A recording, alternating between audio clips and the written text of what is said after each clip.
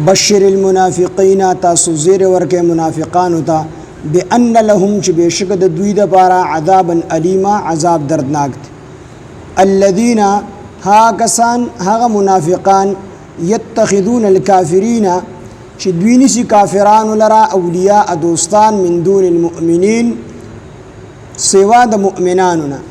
ايبتغون اي دوی لټي عندهم العزه دغه کافرانو سره عزت فإن العزة لله جميعا بشک عزت ټول پټول خاص ته الله پاک سره دی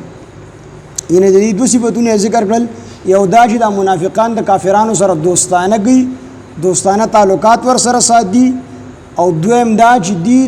د دوستی لري د پاره کوي چې دی د دې سره عزت لټي چې دا کافرانو عزت مند دي نو موږ هم د دې سره عزت من شو نو دا دوه صفاتونه د منافقانو دي چې الذين هاكسان يتخذون الكافرين چې دین نشي کافرانو لرا اولیاء دوستان من دون المؤمنین سوا د مؤمنانو نه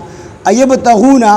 اي دوی لټي عندهم العزه دغه کافرانو سره عزت فإن العزة لله جميعا بشک عزت ټول پټول خاص ته الله سره دی